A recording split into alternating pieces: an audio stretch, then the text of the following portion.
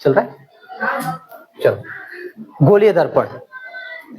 कल जितना कुछ आपने देखा था उसके आगे से जो दूसरा भाग आपको बताया गया था कि गोलीय दर्पण से शुरू किया जाएगा। ठीक, गोलीय दर्पण क्या होता है पहले इसके बारे में समझ लो, फिर इसकी परिभाषा को आराम से समझ सकेंगे हम। ठीक, बता रहे कि एक जो गोलीय दर्पण होता है, दर्पण माने शीशा, और गोलीय मतलब गोल आकार का।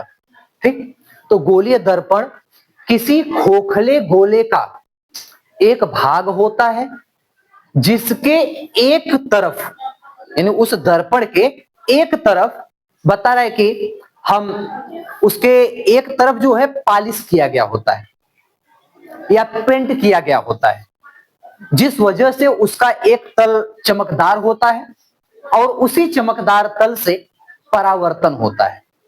जैसे आप शीशा देखते होंगे, जिस शीशे में हम चेहरा देखते हैं, उस चेहरे में एक तरफ हमें, जब हम उसमें चेहरा देखते हैं तो हमारा चेहरा उसमें नजर आता है, लेकिन एक शीशा और होता है जैसे जो गाड़ियों में लगा होता है, ऐसे शीशे को हम देखते हैं तो हमें एक पार से दूसरे पार निकल जाता है, यानी जो हमें दिखाई देता है, या चश्मे में जो शीशा लगा होता है उसमें एक तरफ से दूसरी तरफ हमें दिखाई देता है। लेकिन जो चेहरा देखने वाला शीशा होता है उसमें हमारा चेहरा क्यों दिखाई देता है? क्योंकि उस पर एक तरफ उस शीशे के या उस दर्पण के एक तरफ जो है कलई किया गया होता है, या फिर एक कहते हैं उस पर पेंट किया गया होता है। किसका पेंट होता है? आयरन ऑक्साइड का। किसका होता है? आयरन ऑक्साइड का, यानी लाल रंग के आयरन ऑक्साइड का पेंट किया गया होता है, जिसके वजह से उसका एक तल चमकदार हो जाता है और दूसरा जो तल होता है उस तरफ से आसानी से परावर्तन हो सकता है। ठीक, तो गोलीय दर्पण क्या होता है?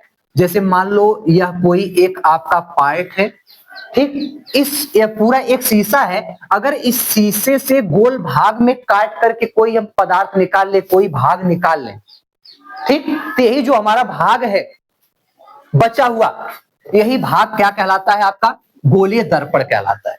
अब बता रहे इस गोलीय दर्पण के एक तल पर, एक तल इसके पीछे हो गया, एक तल आगे हो गया, तो बता रहे इसका जो एक तल होता है उस तल पर आपका आयरन ऑक्साइड का पेंट किया गया होता है या चांदी की कलई किया गया होता है, जिस वजह से एक तरफ पेंट करने की वजह से इसका जो दूसरा तल होता है वह चमकदार हो जाता है, जिस पर चाहे कोई व्यक्ति देखे, चाहे कोई प्रकाश की किरण पड़े, वह पड़ने के बाद परावर्तित होने लगती है। समझ में आ गया गोलीय दर्पण क्या है?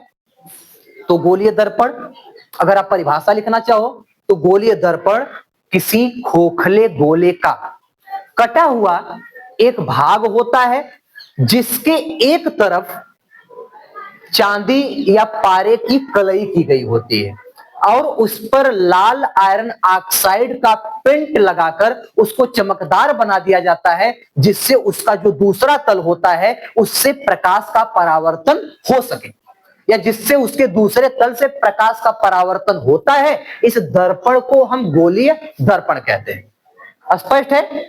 गोलीय दर्पण क्या है?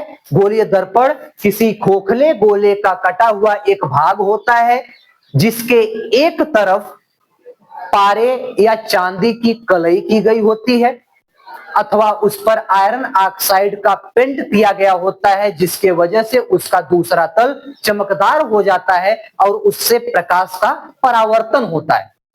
इस प्रकार के दर्पण को हम गोलीय दर्पण कहते हैं। अब क्लियर है? अब जो बता रहे कि यह जो आपका गोलीय दर्पण है, यह गोलीय दर्पण दो प्रकार के होते हैं। कितने प्रकार के होते हैं? दो प्रकार के। बता रहे इसका जो एक प्रकार होता है उसको हम कहते हैं अवतल दर्पण।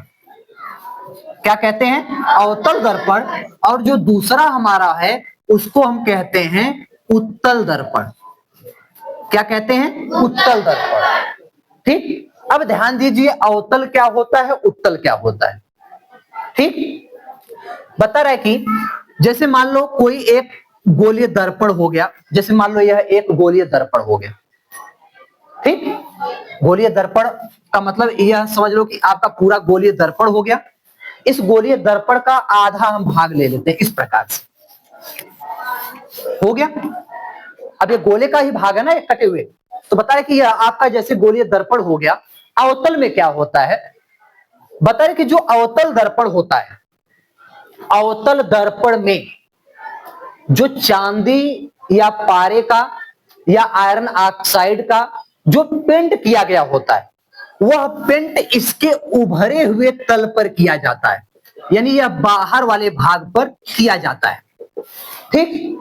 और इनके अंदर का जो तल होता है वह परावर्तक होता है, या ये कह लें कि परावर्तन जो होता है हमेशा अंदर वाले भाग से होता है या दबे हुए भाग से होता है, और इसका जो कलई किया गया भाग होता है वो उभरे हुए तल से होता है। वह क्या कहलाता है? अवतल दर्पण। वह क्या कहलाता है? अवतल दर्पण। और बता रहे कि उत्तल दर्पण ठीक इसी का उल्टा होता है।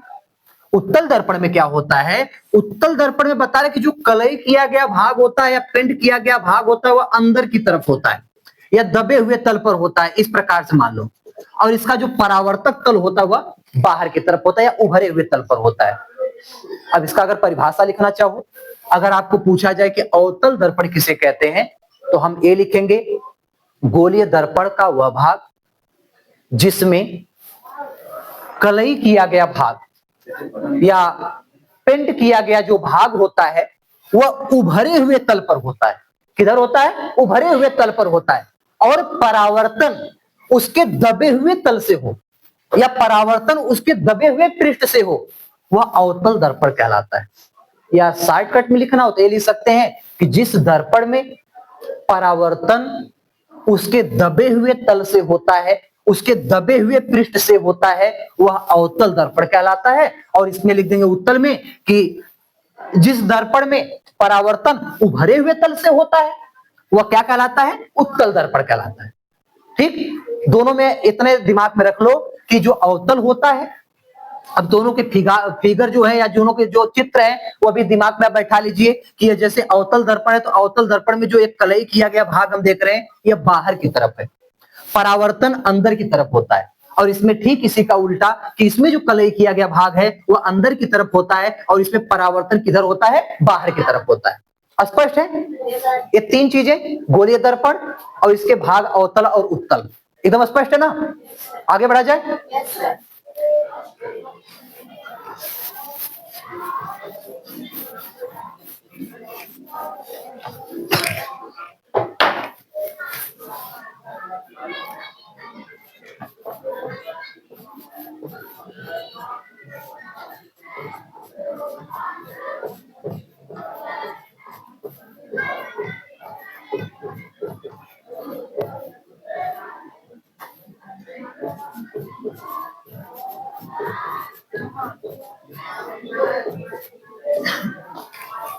ये बहुत इंपॉर्टेंट है आपका, गोलीय दर्पण से संबंधित परिभाषाएं। अभी आपने गोलीय दर्पण पढ़ लिया।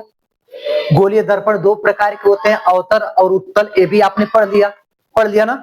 अब इन्हीं से जुड़ी हुई या इन्हीं से संबंधित कुछ परिभाषाएं हैं जो बहुत ही महत्वपूर्ण है, क्योंकि उन्हीं परिभाषाओं के आधार पर आगे कुछ सवाल भी आपको मिलेंगे। जिस प्रकार से आप मैथ में सवाल लगाते हैं वैसे आपको भौतिक विज्ञान में भी सवाल मिलती हैं। वह सवाल आप तभी लगा पाओगे जब इन जो परिभाषाएं अब आपको बताई जा रही हैं या बताए जाएंगे उनके बारे में जब आप जानते रहेंगे तो, ठीक है। अब इसमें पहला ले लेते हैं। पहला आपका इंपॉर्टेंट टॉपिक है दर्पण का ध्रुव। यह आपका पहला टॉपिक है, दर्पण का ध्रुव, ठीक। दर्पण आपने पढ़ लिया ना, अभी उत्तल अवतल दोनों पढ़ा है। अब दर्पण का ध्रुव क्या होता है? अभी आपको बताया गया था अवतल के बारे में, यही अवतल है ना जिसमें कलई किया गया भाग बाहर की तरफ होता है। और अभी और आपको उत्तल भी बताया गया, इसमें कलई किया गया भाग कहां होता है? अंदर की तरफ होता है, यही था। अब बता रहा है कि यह जो दर्पण है चाहे हमारा अवतल हो चाहे हमारा उत्तल हो, ठीक। बता रहे इस दर्पण का जो मध्य बिंदु होता है, मध्य बिंदु लगभग यहां पर नहीं होगा। बता रहे दर्पण का जो मध्य बिंदु होता है यही मध्य बिंदु दर्पण का ध्रुव कहलाता है। परिभाषा क्लियर है? किसी दर्पण के मध्य बिंदु को हम दर्पण का ध्रुव कहते हैं, ठीक। इसको कैपिटल P से प्रदर्शित करते हैं। या इसको हम कैपिटल पी से लिखते हैं। पी से क्यों लिखते हैं? क्योंकि पोल माने होता है ध्रुव, इसके में ध्रुव होता है पोल, तो पोल का पहला अक्षर पी से, इसीलिए इसको हम किससे दर्शाते हैं? पी से। तो यह आपका दर्पण का ध्रुव हो गया, किसमें? अवतल में। और वही आपका जो उत्तल दर्पण है हमारा है, उत्तल दर्पण में भी ये मध्य बिंदु को हम क्या कहते हैं? दर्पण का ध्रुव कह देंगे। दर्पण का ध्रुव क्लियर है? बोलो, किसी को कोई डाउट? तो दर्पण का ध्रुव क्या है? किसी भी दर्पण के मध्य बिंदु को हम दर्पण का ध्रुव कहते हैं, और इसको हम पी से लिखते हैं। किससे लिखते हैं? पी से। क्लियर है? ये आपका पहला टॉपिक। दूसरा अगर हम ले लें, दूसरा हमारा है वक्रता केंद्र। दूसरा टॉपिक क्या है? वक्रता केंद्र। अब वक्रता केंद्र क्या होता है? जैसे जब कभी आप कोई गोला बनाते हैं, किसी भी प्रकार के गोले को बनाते हैं हम गोला प्रकार से, तो हम क्या करते हैं? गोला प्रकार की जो नोक होती है उसको किसी एक जगह पर रख देते हैं, और उसके बाहरी भाग को, चाहे पेंसिल पेन जो भी हम उसमें लगाए होते हैं, उस बाहरी भाग से उसके चारों तरफ एक गोला बना देते हैं। यही करते हैं। और इस गोले के इस बीच वाले भाग को, जहां पर हम गोला प्रकार की नोक रखे थे, इस बीच वाले भाग को हम उस गोले का क्या कहते हैं? केंद्र कहते हैं। क्या कहते हैं? केंद्र कहते हैं। केंद्र यानी सेंटर कहते हैं। क्या कहते हैं? सेंटर कहते हैं। इसको पहला अक्षर सी से है, तो इसको हम शॉर्टकट में सी भी लिखते हैं। ठीक ना? अब आ जाओ अपने टॉपिक पे। तो बता रहे कि यह जो गोलीय दर्पण है, यह दोनों गोलीय दर्पण, यह गोलीय दर्पण जिस खोखले गोले का कटा हुआ यह भाग है, उसी खोखले गोले के केंद्र को हम क्या कहते हैं? वक्रता केंद्र कहते हैं। यानी समझने का प्रयत्न करो। अभी इससे पहले बताया गया था यह गोला पूरा था ना? पूरा था कि नहीं? काट करके आधा कर दिया गया। बता रहे कि अगर मान लो यह गोला आधा ना होकर के, मान लो इस प्रकार से गोला अगर पूरा होता तो इसके बीच में कहीं ना कहीं इसका केंद्र होता कि नहीं होता? बता कि यही जो केंद्र इस गोले का है, वही उस दर्पण का क्या कहलाता है? वक्रता केंद्र कहलाता है। इसी को हम दर्पण का क्या कहते हैं? वक्रता केंद्र कहते हैं। अर्थात वक्रता केंद्र की परिभाषा हम यह लिख सकते हैं कि किसी भी गोलीय दर्पण के केंद्र को हम दर्पण का वक्रता केंद्र कहते हैं, या किसी भी दर्पण के हम केंद्र को उस दर्पण का वक्रता केंद्र कहते हैं। जैसे यह गोला हम देख रहे हैं इस तरफ झुका है, तो इसका केंद्र यहां होगा। लेकिन अगर हम उत्तल देखें तो इसका गोला तो इधर था ना, इसका मतलब इसका गोला लगभग यहां कहीं होगा। मतलब जहां पर हम उस गोले को मान रख के बनाए हो, इसका दर्पण कहां होगा? यहां पर। इसका वक्रता केंद्र वहां पर होगा। स्पष्ट है वक्रता केंद्र? तो दर्पण का ध्रुव क्या है? दर्पण के मध्य भाग को, मध्य बिंदु को हम दर्पण का ध्रुव कहते हैं। इसको पी से लिखते हैं। इस बाद वक्रता केंद्र क्या होता है?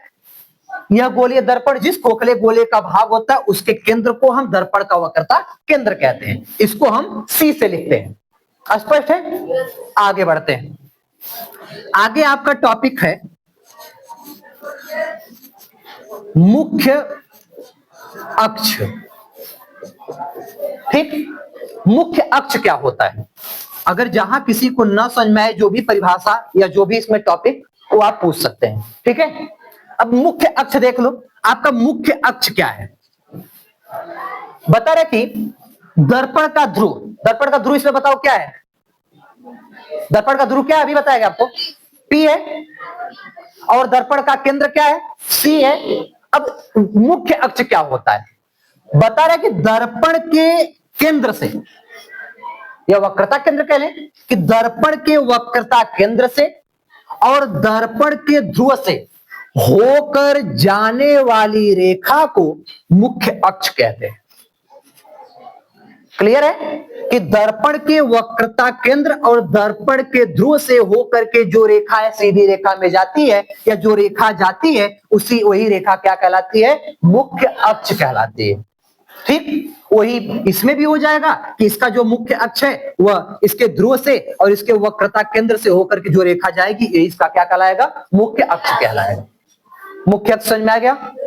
कि दर्पण के केंद्र और दर्पण के ध्रुव से होकर जाने वाली रेखा को हम दर्पण का मुख्य अक्ष कहते हैं। इतना स्पष्ट है?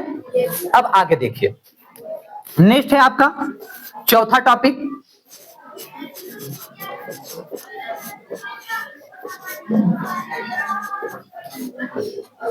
वक्रता त्रिज्या। वक्रता त्रिज्या के बारे में जान लीजिए। वक्रता त्रिज्या क्या होती है? बता रहा है कि दर्पण के ध्रुव यानी P है ना, दर्पण के ध्रुव से लेकर दर्पण के वक्रता केंद्र, ठीक, दर्पण के ध्रुव से लेकर के दर्पण के वक्रता केंद्र यानी यहां से लेकर के यहां तक, क्लियर है? और उत्तल दर्पण में कहें तो यहां से लेकर के यहां तक। तो बता रहे कि दर्पण के ध्रुव से लेकर के दर्पण के वक्रता केंद्र तक की दूरी को हम वक्रता त्रिज्या कहते हैं और इसको हम कैपिटल R से लिखते हैं। इसको किससे लिखा जाता है? कैपिटल R से लिखा जाता है। जब आप फिगर बनाएंगे तो एक एक करके आप फिगर ऐसे बढ़ाते जाएंगे। ये नहीं कि एक ही फिगर में आप सब नहीं समझ पाएंगे।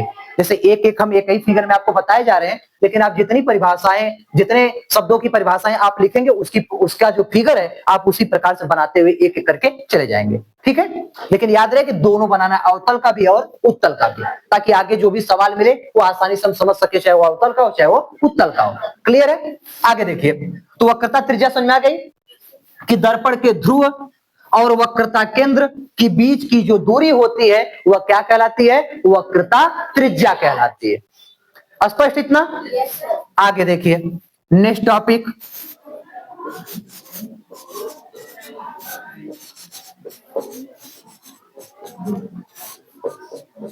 मुख्य फोकस।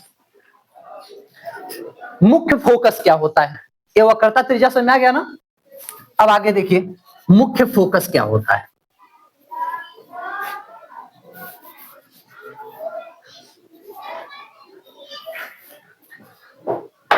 बता रहे कि जब हम दर्पण के सामने, ये दर्पण है ना, दर्पण के सामने, सामने का मतलब जो चमकदार तल होता है उसी के सामने, इधर नहीं, ये पीछे हो जाएगा क्योंकि पीछे इधर कलई किया गया भाग है ना, ये पीछे हो जाएगा। दर्पण के सामने बता रहे कि जब कोई प्रकाश की किरण मुख्य अक्ष के समांतर आती है, मुख्य अक्ष के समांतर मतलब यहां से एकदम सीधी रेखा में वह दर्पण पे आती है, मतलब तिरछे नहीं, मुख्य अक्ष के समांतर का मतलब जितनी दूरी यहां पर है उतनी दूरी हर जगह पर हो। बता रहे कि जब मुख्य अक्ष के समांतर कोई प्रकाश की किरण आती है और दर्पण से टकराती है, ठीक, इतना स्पष्ट है? जब मुख्य अक्ष के समांतर कोई प्रकाश की किरण आती है और आकर के दर्पण से टकराती है, तो टकराने के बाद वो परावर्तित हो जाती है। अभी परावर्तन आपको पढ़ाया गया था ना, टकराने के बाद अपने मार्ग में वापस लौट जाती है। बताइए कि टकराने के बाद वह परावर्तित हो जाती है और परावर्तित होने के बाद वह मुख्य अक्ष को जिस बिंदु पर काटती है वही बिंदु उस दर्पण का मुख्य फोकस कहलाता है। समझ में आया कि जब कोई प्रकाश की किरण मुख्य अक्ष के समांतर आती है, दर्पण से टकराती है, दर्पण से टकराने के बाद जब वो परावर्तित होकर जाती है तो परावर्तित होकर जाते वक्त मुख्य अक्ष को वह जिस जगह पर काटती है, जिस बिंदु पर काटती है, वही बिंदु उस दर्पण का मुख्य फोकस कहलाता है। क्लियर है? वही चीज इधर देख लो, अवतल दर्पण में। अब अवतल दर्पण में जब प्रकाश आएगी तो वह भी मुख्य अक्ष के समांतर ही आएगी, इस तरह से। इसका सामने तो इधर पड़ेगा ना, क्योंकि कलई किया गया भाग अंदर की तरफ है। बताया कि जब मुख्य अक्ष के सामने आएगी, यहां से टकराएगी, तो टकराने के बाद यह क्या करेगी? अपने ही मार्ग में वापस लौट जाएगी, अपने मार्ग में वापस क्या करेगी? लौट जाएगी। तो अवतल और उत्तल दर्पण में क्या करते हैं? मानते हैं कि अगर मान लो यह यहां नहीं जाती, अगर यह वापस नहीं जाती और यह इस हिसाब से अंदर की तरफ आती तो लगभग यहां पर आती हुई प्रतीत होती, और यहां पर इसका क्या कहलाता? मुख्य फोकस कहलाता। ठीक, तो जो आपका अवतल दर्पण होता है, अवतल दर्पण में जो चीजें बनती हैं वह वास्तविक होती है, सच्ची में होती है या सच में होती हैं, लेकिन उत्तल में क्या होता है? आभासी होती है, मतलब कल्पना किया जाता है, मान लिया जाता है। जैसे यहां पर परावर्तन के बाद किरणें वापस जाएंगी, लेकिन मान लेंगे कि अगर मान लो वापस नहीं जाती, इस पार आती तो लगभग यहां पर आती। ठीक, और इसका यह क्या कहलाता? फोकस कहलाता। क्लियर है मुख्य फोकस?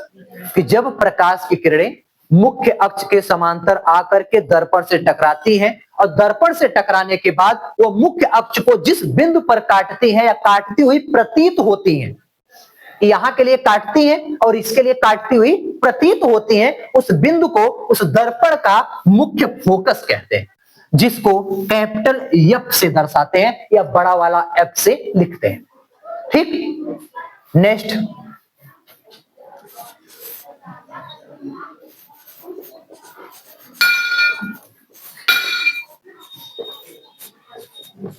फोकस दूरी देख लो। फोकस दूरी क्या है? बता रहे कि किसी भी दर्पण के ध्रुव से, ध्रुव बहुत अच्छी तरह समझ गए हो क्या है? पी। तो दर्पण के ध्रुव से मुख्य फोकस, यानी कहने का मतलब यहां से लेकर के ये यहां तक की दूरी, ठीक, और इस दर्पण में यहां से लेकर के यहां तक की दूरी। तो बता रहे कि दर्पण के ध्रुव से फोकस तक की दूरी को हम क्या कहते हैं? फोकस दूरी कहते हैं, और इसको हम स्मॉल एफ से लिखते हैं। किससे लिखते हैं? स्मॉल एफ से लिखते हैं। क्लियर है? तो ये 6 चीजें आपके लिए काफी इंपॉर्टेंट, बहुत ही ज्यादा महत्वपूर्ण है। ये समझो आपको मुजवानी याद होने चाहिए, और साथ ही साथ उनके जो भी प्रतिबिंब है, उनके जो भी यहाँ पे आरेख दिखाए गए हैं, जो भी यहाँ पे चित्र आपको दिखाए गए हैं, वह चित्र भी इसके साथ साथ आपके दिमाग में होना चाहिए कि कहाँ फोकस है, कहाँ वक्रता केंद्र है, या वक्रता त्रिज्या क्या होती है, या फोकस दूरी क्या होती है, या दर्पण का ध्रुव क्या होता है, या उत्तल दर्पण क्या है, अवतल दर्पण क्या है, दोनों में क्या अंतर है, क्या विशेषता है, ये चीजें आपको आनी चाहिए। क्लियर है? तो ये ऊपर से जितना भी पढ़ाया गया स्पष्ट है? तो गोलीय दर्पण क्या होता है?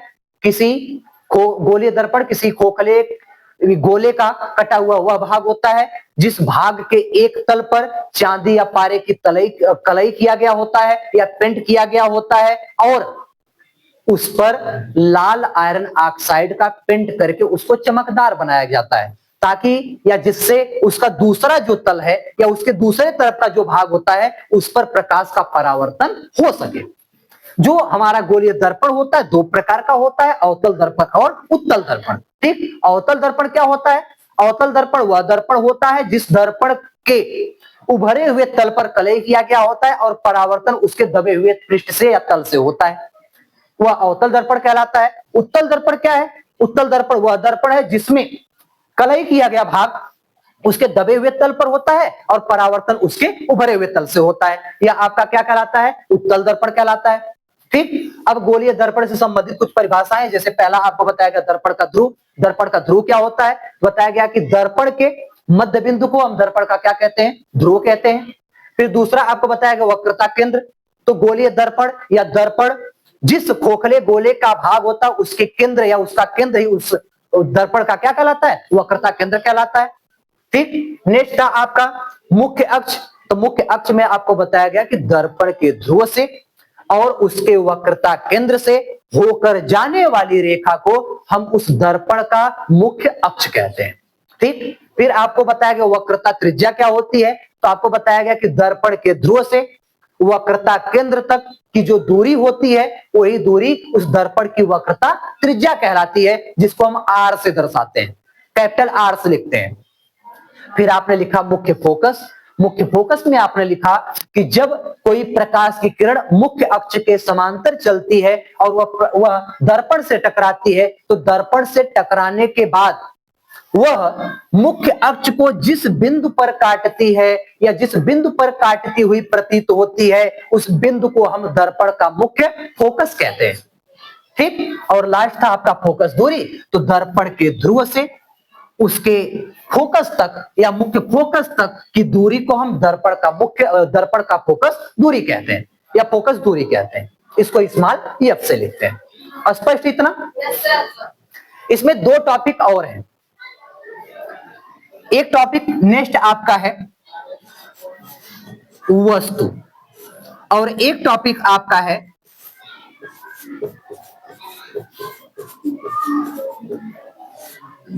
प्रतिबिंब, वस्तु और प्रतिबिंब।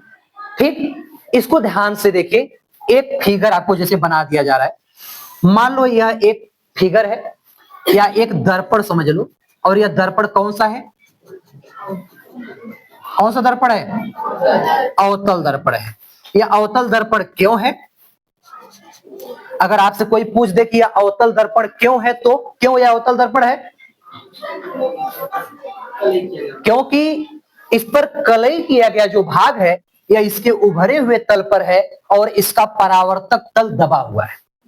ठीक, या परावर्तन इसके दबे हुए तल से हो रहा है, इसलिए यह क्या है, आपका अवतल दर्पण है। ठीक ना। अब बता रहा है इसमें कि जैसे मान लो ये दोनों टॉपिक समझ में आ गया ना आपका, वस्तु और प्रतिबिंब। जैसे मान लो इस दर्पण के सामने मान लो यहां पर एक बिंदु ले लेते हैं जिसको हम मान लेते हैं O। ठीक, O क्यों मानते हैं, क्योंकि O का मतलब ऑब्जेक्ट, ऑब्जेक्ट का मतलब वस्तु। ठीक है ना। बता कि जब किसी बिंदु से